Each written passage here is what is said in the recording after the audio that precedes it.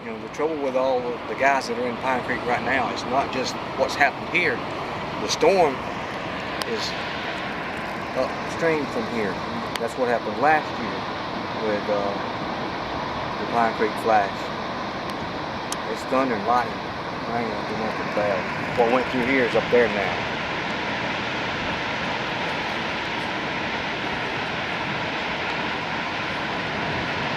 Look, that water comes out.